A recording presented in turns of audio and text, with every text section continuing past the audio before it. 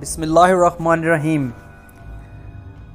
تو ویورز، آج ہم بات کرنے جا رہے ہیں صلاح الدین ایوبی کے ابتدائی دور حکومت کے بارے میں۔ تو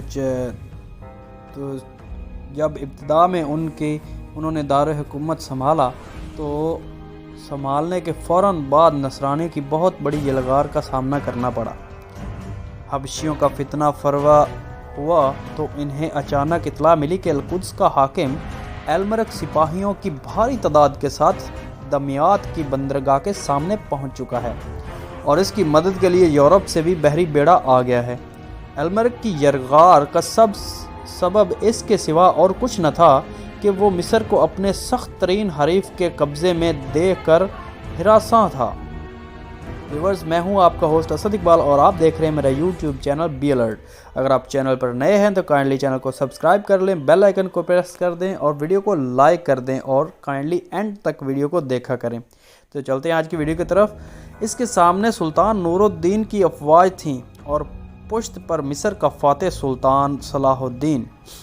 یہ صورتحال شام کی تمام عیسائی ریاستوں خصوصاً یروشلم کے لیے چکی کے دو پارٹوں کے بیچ میں آ جانے کے مترادف تھی۔ ایلمرک کو یہ بھی تشویش تھی کہ یہ پہلے اس خطے کے مسلمانوں کی بحری طاقت نہ ہونے کے برابر تھی۔ ساحلی علاقے اور تمام بندرگاہیں نصرانیوں کے قبضے میں تھیں، مگر اب اسکندریہ اور دمیاط جیسی اہم بندرگاہوں پر ایوبی کا قبضہ تھا۔ اب مسلمان کسی بھی وقت اپنے بحری بیڑے کے ذریعے شام کی عیسائی ریاستوں پر سمندر کے راستے سے حملہ آور ہو سکتے تھے اور ضرورت پڑتے ہی یورپ سے نصرانی کمک کا راستہ روک سکتے تھے۔ ایلمرک حالات کے اس منظرنامے کو بڑے غور سے دیکھ رہا تھا۔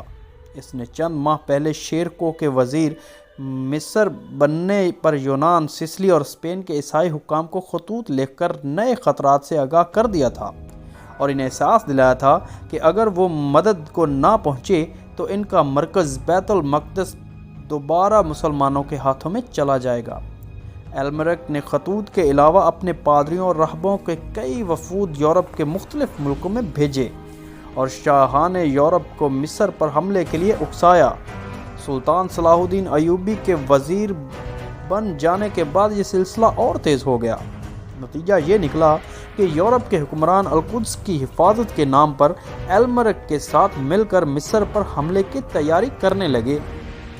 اس مقصد کے لیے مصر کی بندرگاہ دمیاط کو پہلے ہدف کے طور پر چنا گیا۔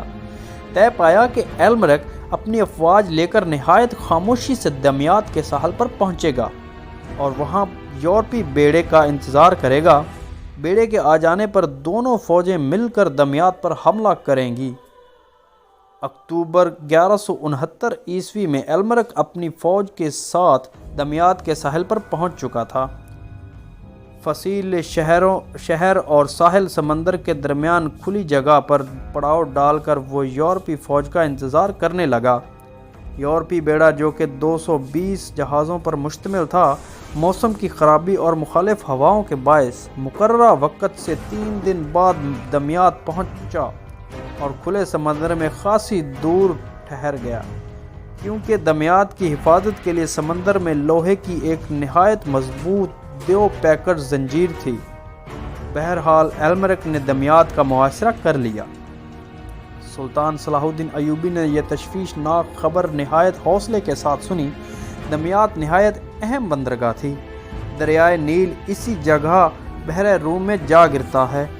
دمیاط پر قابض فوج دریائے نیل کے راستے قاہرہ سمیت مصر کے ہر شہر تک یلغار کر سکتی تھی، اس لیے اس پر فرنگیوں کا حملہ ایک غیر معمولی خطرہ تھا۔ صلاح الدین ایوبی کو اقتدار سنبھالتے صرف 7 ماہ ہوئے تھے اور وہ ابھی سیاہ فام غلاموں کے فتنے سے فارغ ہوئے تھے، مگر اس سے بڑا چیلنج ان کے سامنے تھا۔ انہوں نے اپنے پورے ہوش و حواس سے کام لیا۔ سب سے پہلے آزد کو اس خطرے سے آگاہ کر کے فوج کے نظم و نسق اور دمیاط کی مدافعت کے لیے خطیر اخراجات طلب کیے۔ آزد نے فیاضی کا مظاہرہ کیا اور 10 لاکھ اشرفیوں کی بھاری رقم خزانے سے دلوائی۔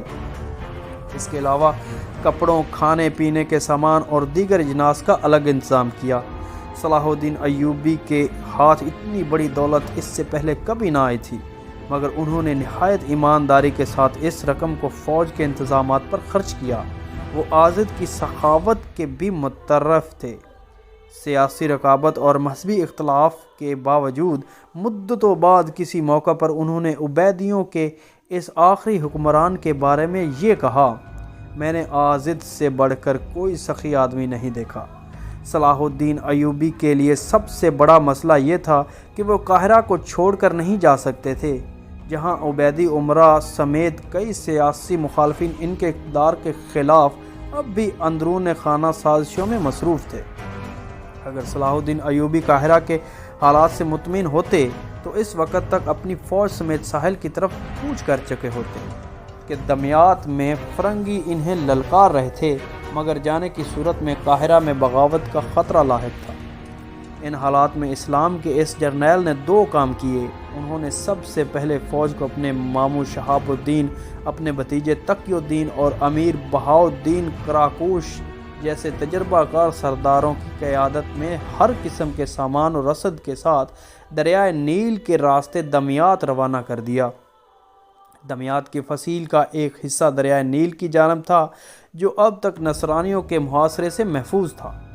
صلاح الدین نے ان کی افواج کو ہدایت کی تھی کہ شہر میں خوراک و رسد کی کمی پوری کر دیں اور مقامی فوج کے ساتھ مل کر فرنگیوں کا بھرپور مقابلہ کریں۔ دوسری طرف انہوں نے اپنے سرپرست سلطان نور الدین زنگی کو بھی اس نازک صورتحال سے آگاہ کیا اور اپنے خط میں لکھا، میں دمیاط سے بہت دور ہوں، جہاں عیسائی محاصرہ کر چکے ہیں۔ اگر میں خود اس محاذ پر جاؤں تو مصریوں پر اعتماد نہیں کیا جا سکتا، وہ بھاری جانی و مالی نقصان پہنچا سکتے ہیں، بلکہ خطرہ یہ ہے کہ وہ میرے پس پشت بغاوت کر کے اپنی پوری قوت کے ساتھ میرا تعاقب کریں گے، اور اس حالت میں جب کہ میں فرنگیوں کے مد مقابل کھڑا ہوں گا، وہ عقب سے مجھ پر حملہ کر دیں گے۔ اگر ایسا ہوا تو مصر میں ہمارا نام و نشان مٹ جائے گا۔ سلطان نور الدین نے یہ پیغام ملتے ہی یکے بعد دیگرے کئی فوجیں مصر روانہ کر دیں تاکہ وہ فرنگیوں کے مد مقابل مسلمانوں کی مدد کریں۔ دوسری طرف اس نے خود اپنی فوج کے منتخب دستوں کے ساتھ شام کے عیسائی مقبوضات پر چھاپہ مار حملے شروع کر دیے۔ چونکہ شام کے بیشتر عیسائی دمیاط پر حملے کے لیے جا چکے تھے، اس لیے سلطان نور الدین زنگی کے ان چھاپوں سے عیسائی مقبوضات میں کھلبلی مچ گئی اور وہاں کے لوگ المرک کو دمیاط کا محاصرہ چھوڑ کر اپنے علاقوں کی حفاظت کے لیے واپس بلانے لگے۔ ادھر دمیاط میں سلطان صلاح الدین ایوبی کا نائب شمس الدین الخواص منقبرس بڑی دلیری سے شہر کی مدافعت کر رہا تھا۔ بعد میں اسے ان فوجوں کی کمک بھی مل گئی جو قاہرہ سے روانہ کی گئی تھی۔ اب محصور مسلمانوں کی ہمت بڑھ گئی اور انہوں نے بھرپور جوابی حملے شروع کر دیے۔ المرک کو محاصرہ کیے ہوئے دوسرا مہینہ شروع ہو گیا۔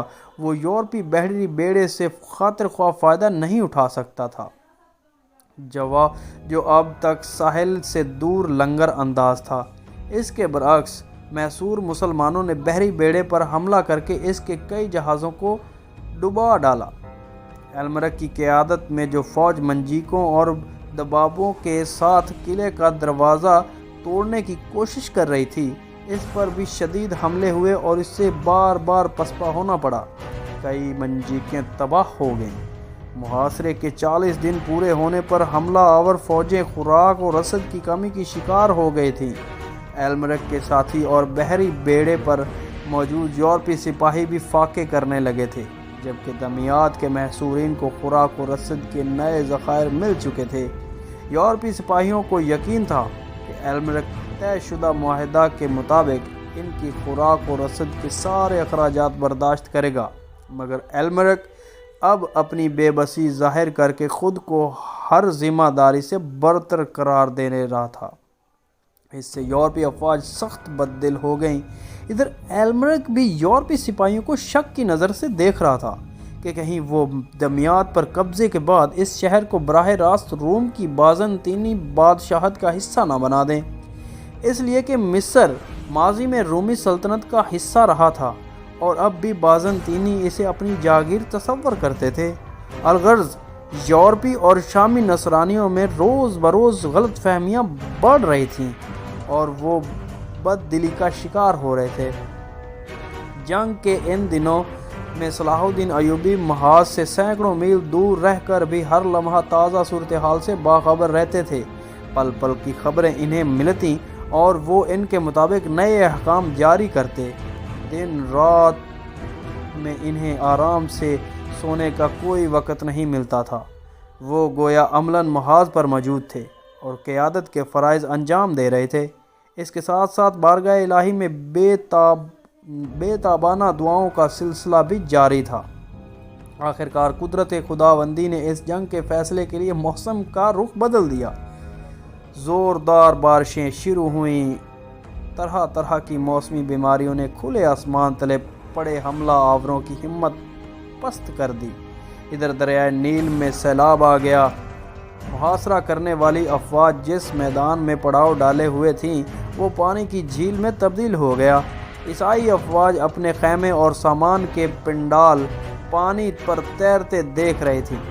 سمندر میں زبردست طوفان اٹھ رہا تھا اور یورپ کے 220 بحری جہاز جو بڑے کرو فر سے مصر پر قابض ہونے آئے تھے یک کے بعد دیکھنے ڈوب رہے تھے۔ اس دوران الملک کو اپنے علاقوں میں سلطان نور الدین کے حملے کی اطلاع بھی مل گئی تھی۔ اس نے مجبور ہو کر محاصرہ اٹھا لیا اور القدس روانہ ہو گیا۔ جنگ کے انجام کے بعد علامہ ابن اسیر لکھتے ہیں، فرنگی ناکام واپس شام لوٹ گئے، انہیں کچھ بھی ہاتھ نہ آیا۔ جب وہ اپنے شہروں میں پہنچے تو انہیں سلطان نور الدین زنگی کے ہاتھوں ویران پایا۔ ان کے لوگ قتل ہو چکے تھے یا گرفتار کر لیے گئے تھے۔ ان پر یہ مثل صادق آئی کہ شتر مرغ سینگوں کی تلاش میں نکلا، مگر جب واپس آیا تو اس کے دونوں کان بھی غائب تھے۔ 12 دسمبر 1169 عیسوی کو فرنگی واپس ہوئے تھے۔ یوں دمیات کا محاصرہ کم و بیش 50 دن جاری رہا تھا۔ اس دوران اس محاذ پر لڑنے والی فوج کے لیے سلطان صلاح الدین ایوبی نے بے اندازہ مال خرچ کیا۔ مجاہدین کی ثابت قدمی کے بعد جب نصرت خداوندی غزوہ احزاب کی طرح موسم کی تبدیلی کی شکل میں نازل ہوئی تو کفار کو میدان چھوڑ کر بھاگنا پڑا۔ یورپی بیڑا جو الملک کا اتحادی بن کر اس جنگ میں شرکت کے لیے آیا تھا، انجام سے دوچار ہوا۔ اس کے بارے میں لین پول لکھتا ہے، طوفانی بارش اور آندھی سے تقریباً پورا یونانی بحری بیڑا تباہ ہو گیا اور اس ساحل پر جسے وہ فتح کرنے آیا تھا یونانیوں کی لاشیں بکھری ہوئی تھیں۔ دسمبر 1169 عیسوی میں انجام کو پہنچنے والی اس لڑائی کے بعد تقریباً 1 سال تک مصر میں تلواروں کی جھنکار سنائی نہ دی۔ 28 جون 1170 عیسوی کو شام میں ایک بڑا ہولناک زلزلہ آیا جس سے شام کے اکثر شہر متاثر ہوئے، لیکن مصر پر کوئی اس کا اثر نہ ہوا۔ بہت سے علاقے زلزلے کی زد میں آ کر تباہ ہو چکے تھے اور سلطان نور الدین زنگی نے انہیں دوبارہ آباد کرنے کی مہم شروع کی۔ اپنے افسران کے ساتھ دن رات ایک کر کے متاثرہ فصیلیں اور قلعے دوبارہ تعمیر کرائے کہ کہیں عیسائی اچانک حملہ کر کے ان پر قابض نہ ہو جائیں۔ ادھر شام میں بھی اسی طرح سے زلزلے کا شکار ہو گیا تھا اور عیسائی بھی اسی طرح سے متاثر ہوئے۔ وہاں بھی زلزلہ زدگان کی بحالی کا کام جاری تھا۔ ایسے حال میں وہ کوئی جنگ مول نہیں لے سکتے تھے۔ سلطان نور الدین کے ڈر سے وہ اپنی فصیلوں اور قلعوں کو جلد از جلد دوبارہ تعمیر کر رہے تھے، تاہم مصر اس زلزلے سے محفوظ رہا تھا۔